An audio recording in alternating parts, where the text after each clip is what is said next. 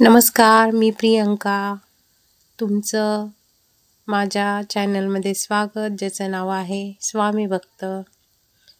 माझ्या परिवाराकडून व माझ्या स्वामी भक्त ह्या चॅनलकडून महाशिवरात्रीच्या तुम्हा सर्वांना खूप खूप साऱ्या शुभेच्छा. चला तर मग आता करूया पूजेची तयारी.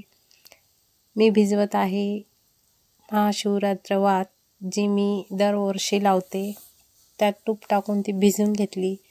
तसेच हे दररोजचे जे लागणारे दिवे ते आहेत ते घासून घेतले व बेलपत्र छान असं धुवून घेतलं. आता वाजलेले आहे 3:30 आणि 3:30 वाजले. काही कारणास्तव जायचं होतं बाहेर, म्हणून इतक्या लवकर उठणं गरजेचं होतं. कारण पूजा जर नाही झाली तर दिवसभर करमलं नसतं. कारण खूप मोठा उत्सव आहे शिवरात्र म्हणजे. तसंच इथं चालला आहे रुद्राभिषेक. रुद्राभिषेक केल्याच्या नंतर छान असं प्रसन्न घरात वाटत होतं आणि त्यातली त्यात ब्रह्ममुहूर्तावर अभिषेक झाला.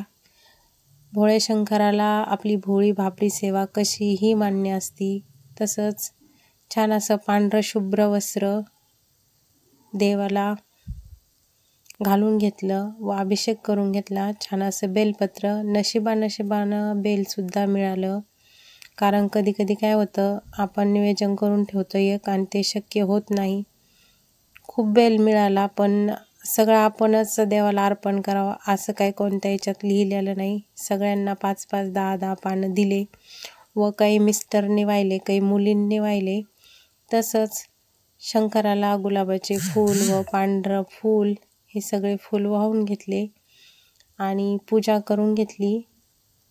पूजा केल्याच्या नंतर सगळं म्हणजे पांढरंच वस्त्र, पांढरीच रांगोळी व पांढरे फूल, देवघर असं इतकं प्रसन्न प्रसन्न वाटत होतं. ते पण पहाटे 5 वाजता पूजा झालेली.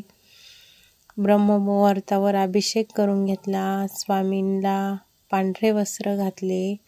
देवाला देखील पांढरंच वस्त्र टाकलं देवघरात. आणि मैत्रिणींनो, आता निघायचे आपल्याला महादेवाच्या मंदिरात. आता वाजलेले आहेत 5 वाजता. मिस्टरांना सोबत नाही म्हणून सोबत घेऊन गेले आणि मंदिरात सुद्धा छान असा दही, दूध, तूप असा अभिषेक करून घेतला दोघांनी. कारण खूप अंधार होता. अंधार असल्यामुळं भीती वाटायली मंदिराकडे जाण्याची. आणि दोघं गेलो. तिथं काय एवढी काही गर्दी नव्हती, पण होती थोडीशी. कारण हे एकटेच पुरुष होते, सगळ्या बायकाच होत्या. पण चला म्हणलं, सोबत आलाय तर मग दोघं मिळून अभिषेक करू. मी दही दूध टाकलं. यांनी छान असा अभिषेक करून घेतला आणि जी वात केलेली होती महाशिवरात्र, ती वात लावली आणि महादेवाला छान असा हार नेला होता. हार नेल्याच्या नंतर एक काकू म्हणल्या, पिंडीवर घालू नको, बायका ठेवणार नाहीत. मग तिथं हुकाला अडकला आणि हे पहा सकाळचं वातावरण. छान असं वातावरण.